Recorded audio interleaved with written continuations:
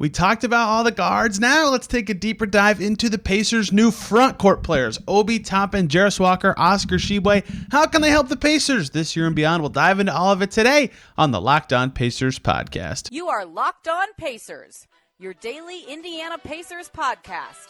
Part of the Locked On Podcast Network. Your team every day.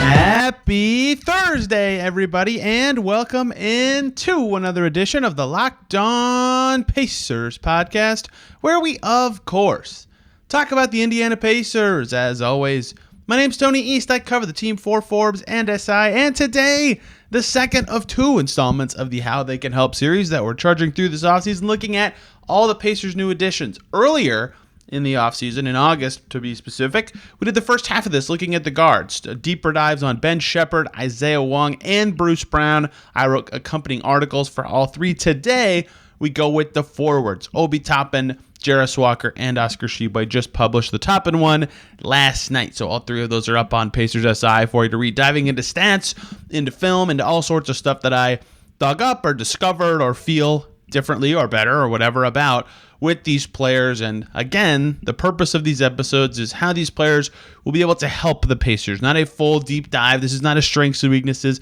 This is mostly just the positive sides of things, looking at stuff that they can do that is maybe not necessarily discussed as much, or in Tshiebwe's case, just stuff that he did that, all everybody talks about with him is rebounding, some of the other aspects of his game in general. Offseason is kind of dying down, not in the way that I just said that, though, in the fact the season starts soon. So the offseason is dying down and that the season is coming. So next week, we're back to 5 days a week. So tomorrow's show, we're looking at predictions for league awards and Pacers awards. And then next week, season preview content starts with player season previews, big storylines to watch, all sorts of stuff. So Locked On Pacers is ramping up. And if you want one more silly offseason show, go back to yesterday's. We did an all Pacers players draft using jersey numbers. Derek Kramer and I did it. It was awesome. Today, let's start by diving into the game of Obi Toppin, one of the Pacers fans' favorite additions from the summer, the high-flying forward who the Pacers got for 2 second-round picks. Great value. Even if you think Obi Toppin's terrible, that's great value. I happen to don't think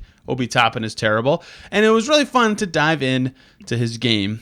And I will start with a stat that really kind of illustrates why I'm so intrigued by Obi Toppin this year. So a lot is made of his opportunity, right? He didn't play much with the Knicks last year. So I wanted to dig into that specifically.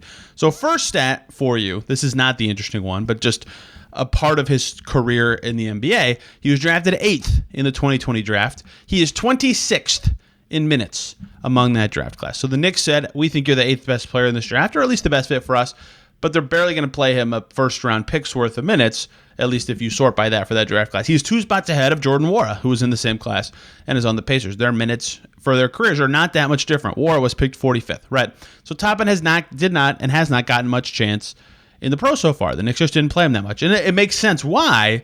It's just jarring to see it that way. So the stat I wanted to dig into is how many players of his productivity played that little, because it's not that he didn't play much because he isn't good. He's certainly a flawed player, but he is talented. So I dug into it. 49 players in the NBA last year, Obi Toppin being one of them, averaged 17 points and 6.4 rebounds per 36 minutes. Those numbers are just his stat minimums, right? So he barely qualifies for this group, but this is just to put him in a group. 49 players were at 17 points and 6.4 rebounds per 36. Of that group, 9 of them, only 9, played less than 1,200 minutes on the season. Obi Toppin being one of those players, right? It is very uncommon for players who are productive and moderately efficient, like Obi Toppin, to not play very much. But he was in that group, and most of the guys, not most, but like half the guys in that group were just hurt and like didn't play because they were hurt, but they were good players, right? So it's rare for guys to have his production level but not play very much. So I'm curious what that looks like in a situation where he will play more, right? Obi Toppin, I don't know how much more, if it's going to be closer to the high 20s in minutes, the low 20s, whatever. It's going to be more. How much more is the question with Jarace Walker in the mix, but that alone is how he can help the Pacers to me. He's a good player who's going to play. He's a productive player, I should say. He certainly has warts. We'll talk, I'll offhand a little about those in a second, but I think that the talent is potentially there, and I'm curious if it holds in bigger opportunity, what that will look like for him as a player, what that will look like for him statistically, and what that'll mean for the Pacers, because there are some key ways that he can fit quite snugly. Obviously, the transition game has been talked about ad nauseum this summer for good reason. He's awesome in transition, right? Nearly 80th percentile in the whole NBA last year as a transition player. That's something Rick Carlisle really lauded right after the trade was not quite announced, but basically announced. That's something Tyrese Halliburton talked about. That's something Obi himself talked about, right? He said, it's no secret. Everybody knows what I do best in the court. Run the floor, energy guy, right? And then he said the Pacers are also a young team. He'll fit really well in that way. No doubt about that. He's going to have some oops. Him and Tyrese Halliburton are going to connect in the open floor. That's the part everybody knows. And the Pacers being second in transition frequency last year certainly means he'll have his chances to do that, especially if he starts and is playing next to Tyrese Halliburton, right?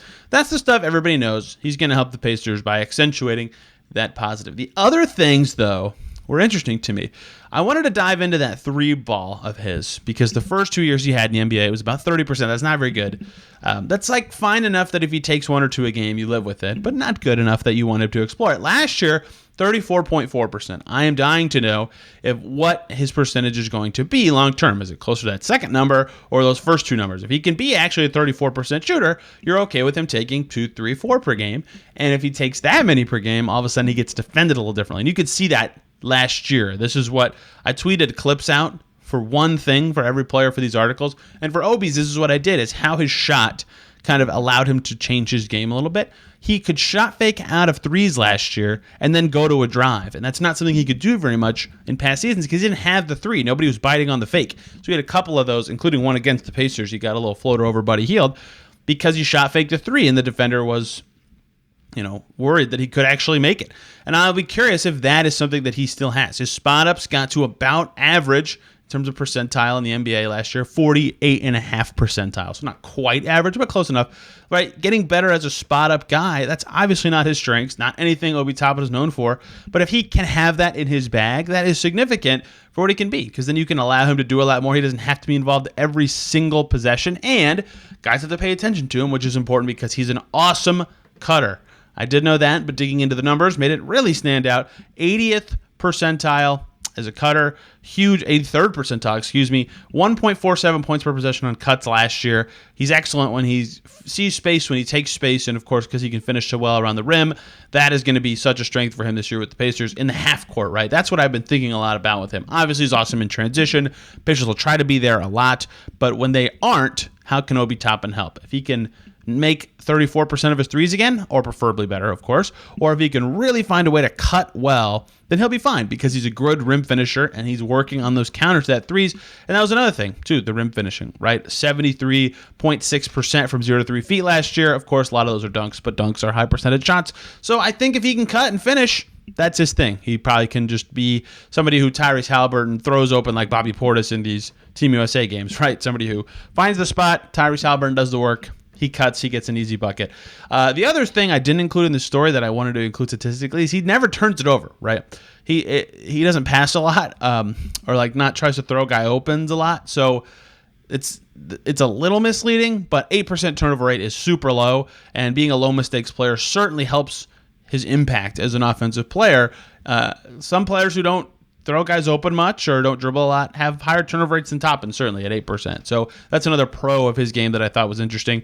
Two things that stood out on the negative side, even though this isn't what this is about. He's not great at the pick and roll on either end of the floor or in either role of the pick and roll, handling or as a screener. He'll definitely need to improve in that way if he's going to improve his minutes significantly this season, just because it's such a common action in the NBA. And his defense obviously needs a lot of work. Definitely not his bread and butter on defense. Last year might have been one of his worst defensive seasons in the NBA, truly. But there's a lot of good stuff in Obi Toppin's game. Everybody knows that the athleticism and the vertical spacing is eye-popping, and you can't really quantify that into a play type or into a stat, but just being able to have that element in the Pacers starting five wasn't really there last year. I think Skinner, if he starts, I should say, is going to be helpful, I think. It's going to help Miles Turner, too. His spacing will become more valuable. Buddy Hield will pair really well with that. I think Andrew Nembhard will pair really well with that. Just having that threat of, here goes this guy towards the rim. We got to be looking at him and slightly forgetting about something else. I think it's all going to matter quite a bit. I think it'll tie in really well with quite a few Pacers players. The question is, which of these skills are real and which one of those are not? Because if the three is back to 30% this year, then he just becomes a cutter and finisher, and that kind of player is a little easier to defend. You don't have to defend them out on the perimeter. So it's going to be really interesting to see what that looks like, especially with the Pacers team that really encourages playing quick and really encourages the threes, of course.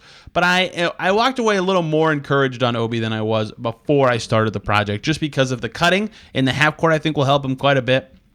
And because if he can keep that three where he got it last year, especially because he started to work in counters, that adds to what he can do with the ball. He's not like a crazy driver. In fact, he very rarely did it last year, but that is something he can add to his game and into the Pacers system that I think will really help. You can check out the full story and the ones for the next two guys, Jarace Walker and Oscar Tshiebwe, on Pacers SI. And let's go to the rookie, Jarace Walker. Dug into the synergy stuff and some film to get to know his game a little bit better. And we've seen it in a Pacers uniform in Summer League, but want to get to more of this stuff in the second segment here today on Jarace Walker. Before we do that, I want to talk to you guys about FanDuel. It's Thursday. The NFL is back. Can you believe it? It snuck up on me. Get ready for the NFL season with incredible offers from FanDuel, America's #1 sportsbook. Right now, new customers can bet $5 on FanDuel, and they will get $200 in bonus bets. Guaranteed. That's it. Just bet 5, get 200. Woo. Plus, all customers who bet that $5 will get $100 off NFL Sunday Ticket from YouTube and YouTube TV. Great way to watch the NFL. Great deal. FanDuel's the way to go. So now's the best time to join. The app is easy to use, and you can bet on everything from spreads to player props and more. Whatever your fave is, they've got them. So visit FanDuel.com/lockdown and kick off the NFL season with an offer you will not want to miss at FanDuel, an official partner of the NFL. Thank you, as always, for making Locked On Pacers your first listen today and every single day. For your second listen, I believe the most recent signing in the NBA is Danny Green. So go check out Locked On Sixers to hear more about Danny Green returning to Philly. Christian Wood signed with the Lakers. 2 signings in one day, actually, earlier. Check out Locked On Lakers for more on that one. That one surprised me. Christian Wood seemed like a holding out for Miami to see what their team looks like after a Dame Lillard trade kind of guy. So signing before the trade, interesting to me. But good pickup for the Lakers on a minimum, presumably, deal. Check out Locked On Lakers or Locked On Sixers for the latest in the free agency front, as the season is less than a month away.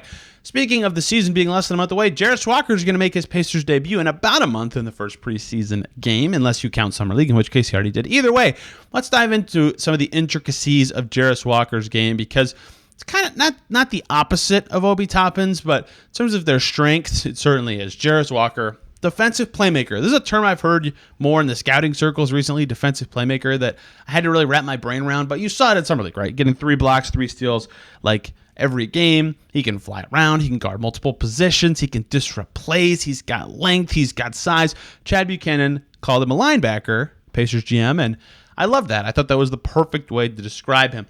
But something that when I was diving into some stats and some film is that I kept going back to is something that Brian Nash told me. If you don't know who Brian Nash is, he's the director of basketball at IMG Academy, where Jarace Walker played in high school. He was on this podcast talking about Jarace's game right after the draft. If you want to go back and listen to that, it came out in late June. But he talked a lot about how in Jarace's time at IMG, he played a lot of positions, right? He had a couple years as a forward. He had a year as like a lead ball handler, given the dynamics of the team, and he had a year at center. And so you can see some of the skills at each of those positions when you kind of dive into the little stuff of Jarace Walker's game. On defense, he can blow up plays when guarding a ball handler. He can walk up to them and steal the ball. He can get in a ball handler's face on the pick and roll. He can cut off a pass. He can cut off a drive. But he can also do center stuff, right? He can get down in the post and get in a stance and shut somebody off. He can, strip somebody in a double team. He can do all sorts of stuff, moving his feet really well, protecting the rim. Like, he's just so versatile on defense that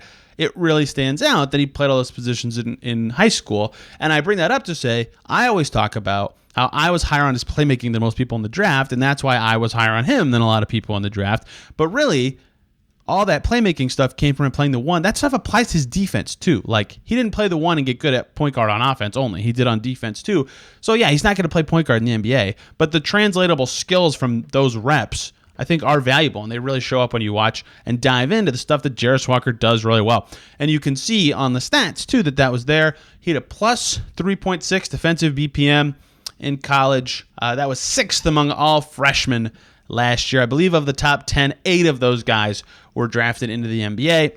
So, of course, if you're a good defensive NCAA player as a freshman, you're probably a good player. Jarace Walker among that crew, and he is now with the Pacers. It's going to be really interesting to see the yin and yang of him, a defensive force versus Toppin, an offensive force, and how the Pacers handle that, and how they set the lineups, and how they stylistically play with both those guys in there. Obviously, people want to hear about with Jarace, and what I wanted to set out to find out more of was his offensive stuff, right?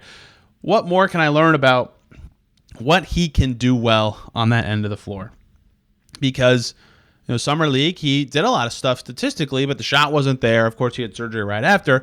But, like, what's that going to look like in the NBA? Well, the first thing to me was the passing. I know I just brought this up on the flip side of this, but, he can really make plays with the ball. I don't think he's going to be like a walk it up and set up an offense kind of player, but just a catch secondary creation guy.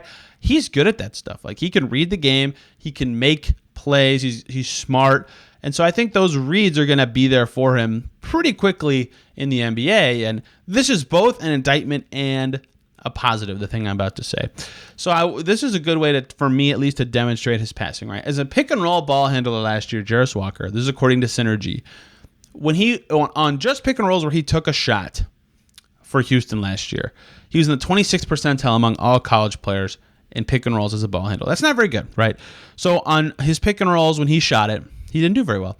If you count all of his pick and rolls that he ran as the ball handler, which includes his passes and plays where he passed out of it and then something else happened, Houston's percentile was 54th. So on possessions where he playmaked, he did so well that he bumped up his pick and roll efficiency from the 26th percentile to the 54th. He went from far below average to better than average, just including his passing, right? It significantly boosted his effectiveness as a shot creator in pick and rolls, right? That is what I'm talking about. I don't think he'll be a scorer or shooter right away, but the fact that he can do something when handling the ball, whether that's passing or just making a play, is of course important for his growth with the Pacers. Another thing that stood out, transition. This was talked a lot about with Bruce Brown and Obi Toppin, obviously, the two NBA additions the Pacers had this offseason. They're really good in transition. So was Jarace. He had really good numbers in the open floor, and you know where else he had good numbers was posting up and rolling after setting screens and spotting up, all above average, right? He's just got a varied game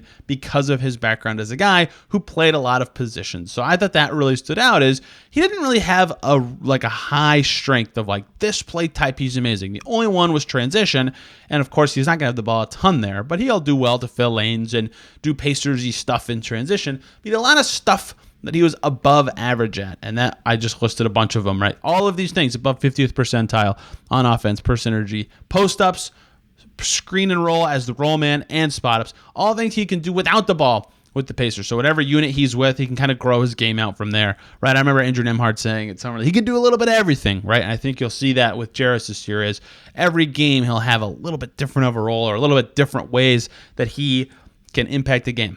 This is going to sound familiar because we just talked about it with Obi Toppin, but one of his best percentile things in the half court was cutting.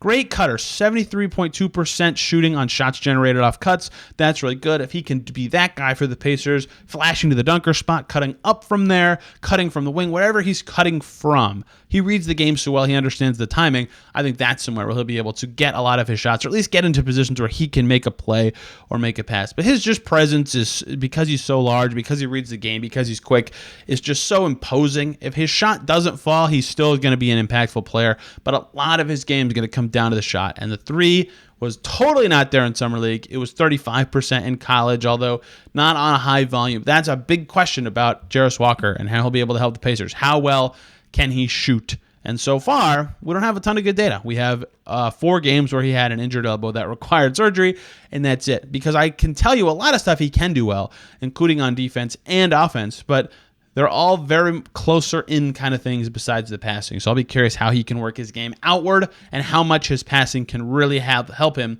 be a boosting offensive player in year one versus several years into the NBA, because we could talk about this, and we did, and we've beaten this to death. His defense is going to be awesome to me. How can he be impactful on the offensive end? What is he going to do to keep himself on the floor on offense when he has the ball? All sorts of stuff like that. You can read that piece on Pacers SI as well. The clips in there are actually from the pre-draft process. I just already had him, so whatever, just throw him up. But more about him blowing up plays defensively. A lot of long possessions. But man, when he locks in, he is just such a threat on that end of the floor. Let's close up with the final newly added front court player for the Pacers, Oscar Tshiebwe, the center on a two-way contract. We're doing all of them. We did Isaiah Wong last time. We're doing Oscar Tshiebwe this time. Spoiler alert, we'll talk about more than just rebounds with Oscar to close out today's show. Thank you, as always, for making Locked On Pacers your first listen today and every single day. For your second listen, lots of FIBA stuff that's interesting happened. Let's do the eliminated teams this time so I can make your second listen the still alive teams tomorrow. Davis Bertans and Latvia out. Check out Locked On Thunder for the latest on Bertans. Luka Doncic on Slovenia out. Locked On Mavs for that one. Italy's out. Their only NBA player, Simone Fontecchio. They lost to Team USA. Go check out Locked On Jazz for more on Simone Fontecchio. And Lithuania is out. They were defeated by Serbia. Jonas Valanciunas of the Pelicans. Check out Locked On Pelicans. And Trey Murphy got injured and torn his meniscus. That's another one. Maybe not torn. We'll see what it actually is. Locked On Pels for the latest on that. Lots of shows for your second listen. Lots of news going on in the basketball world right now. Let's finish up today's show looking at Oscar Tshiebwe. Look, I'm not going to pretend to dive in somewhere else first, because the big appeal of Oscar Tshiebwe and what he can be in the pros and who he is the rebounding. If you want to hear more about that, go check out Locked On Pacers from August 7th, I believe. Oscar Tshiebwe was on the show. He was kind enough to volunteer his time to chat with me for an interview, and he was awesome. He had a lot of good stuff to say about his rebounding and how he studied, like, if the shooter's here, it's probably going to bounce off this way. And, of course, it's an effort thing to him a little bit. But, like, that sort of stuff is where he is so good. He's good at getting in position. He's good at going up and getting it. And it sounds so easy when you say it, but not everybody's good at it. And the Pacers were terrible at it last year. But he used to be a soccer goalie. So he said to me, every time the ball touches my hands, I've got to come down with it right. He knows when the ball's up, he's got to get it, and that's his thing. And I think that is valuable if that's your thing. There is a cap on the value of rebounding, especially if you don't have a lot of other skills, but he could certainly pull him down. In fact, my clips, I went the easy route for this one.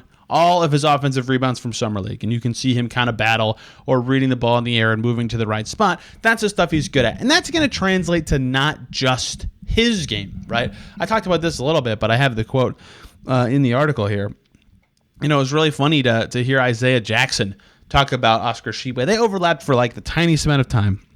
Tshiebwe transferred into Kentucky from West Virginia as Isaiah Jackson was going to the NBA. So they had a little overlap in Lexington between the end of that season and before Jackson really started with the Pacers. But Jackson's gone against him before, and they went against each other in summer league practices. And Ijack said of Tshiebwe, his energy is something that I've seen even when I was at Kentucky. He used to play at practice with us. His motor is unbelievable. Just playing against him, learning how to box out bigger, stronger guys, his offensive game is going to keep blooming the more he plays. Right? That rebounding battles helps Ijax get better at rebounding. Miles Turner is going to get better at rebounding going against Oscar Tshiebwe in practice, right? So the rebounding is obviously fantastic.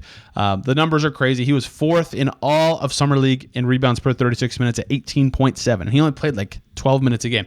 So he was a beast on the glass. Obviously, per minute stats doesn't matter how many minutes you played, but people don't realize that because of how little he played. But he was still a beast on the glass when he was out there. Obviously, winning Naismith College Player of the Year. He's productive. But I think that's, of course, will help the Pacers the most. He can scoop up those misses. He's going to have some crazy G League stat lines. And I'm looking forward to seeing how that itself translates to the NBA. But, of course, this is what everybody wants to know. What else, right? What else is Oscar Tshiebwe going to be able to do when he's in the pros? His finishing is actually pretty impressive, right? According to Synergy, 60% on all layups, 1.19 points per possession on shots around the basket, and over one dunk per game, right? He's a good finisher when he gets in close. And that's important, not because he's going to be like posting up or flashing under the rim all the time, but because if he gets an offensive rebound, he's typically around the basket. Now, he could catch sometimes around the rim and make plays. He did every so often at Summer League, not very often, but being a good finisher, given his best skills on the glass, is important. They pair well together, and he's really good at that. And he was good enough on post-ups, ironically. 0.96 point per possessions on post-ups. It's not great, but that's well above average in the NCAA. That's not something he'll ever be asked to do with the Pacers. Maybe like once in his whole career. But the fact that he can go to it is something. He needs to have some sort of footwork or something he can do if he gets the ball tossed him with 5 seconds on the shot clock. Posting someone up when you're strong and can go up and get the rebound is important. And that around the basket success kind of translated to the pick and roll, right? He's a little slower footed, but he did well in the pick and roll, especially around the basket. 63.8% is what he shot as the rollman in pick and roll. That's pretty good. He's a bruising screener. So even though he's slower, he still can create space, and he rolls hard, thinking if I get the ball, I can make a play. So that is where I think his game kind of expands out from the rebounding, is he can be really good right around the basket and make good finishes when he gets the ball from common actions or from his bread and butter. He also, like every Pacers acquisition, was good in transition. He shot 73.1% in transition last year, and he just runs hard, right? The motor he does shows up in everything. Those pick and roll rolls to the basket, those offensive rebounds, running in transition, battling in the post, setting screens. Like, there's just motor everywhere. I think that's going to be where he's going to help the Pacers the most, is all this stuff that he can do because of his motor is stuff that your team needs, even though it's not always glamorous. And Tshiebwe is going to be like, yep, I got this. I can do that. So I think that's going to be useful in the G League and even with the Pacers in his few stints I think he'll get in the pro level. So he definitely needs to work on the shot, right? 35 for 89 in college on every shot outside the paint as a senior, right? That's 39.3%. That's got to be better. He's got to be a little faster as a switch defender. He said that on this podcast. That's something he's working on, right? Everybody wants to be a better shooter and a better defender. It's the endless balance of NBA players trying to get better. Tshiebwe, though, is like the poster child for that because he's so good close to the basket and as a rebounder, and really needs to grow his game out. But how's he going to help? By being so good and such a force around the basket. He's only 6'9", 6'10", but he plays much bigger than that because he plays with such force, because he plays with a motor, and because he's going to try to get that dang ball, dang it. No matter where it's coming off the rim, Oscar Tshiebwe is going to try to get it. You can read more about him, or you can listen to him on this very podcast if you'd like, or read more about his story and his journey in Forbes on my profile page there as well. So that's the three front court guys, how they can help the Pacers. Again, a couple weeks back, we did this for Ben Shepherd, Bruce Brown, and Isaiah Wong. If you want to get to know their games a little more, how they'll be intertwined with what the Pacers are doing. Of course, Bruce Brown and Ben Shepherd could actually play. Same way Obi Toppin and Jarace Walker will actually play. The two-way guys will be more with the Mad Ants, whose schedule's now out, by the way, if you're interested in seeing that. So that is everything on the new guys that I kind of dug up. Let me know by tweeting at me, or Xing or whatever it's called, what you think these guys will be doing to help the Pacers either this year or beyond, or if you're on YouTube. You can comment that down below as well. Tomorrow, some Aussie fun coming. Paceroos times Locked On Pacers. I just said times. That was dorky. Paceroos and Locked On Pacers crossover. Adam Webster's joining us. We're talking all about Pacers awards, who could win stuff, who could be in the mix for stuff, and why not some league predictions for award winners. And the next week, back to 5 days a week, getting ready for the season. Looking forward to it, and I hope you guys are too. Thank you so much for listening today. Hope you enjoyed today's show and learned something about the newest Pacers. Till then, everybody, have a fantastic day.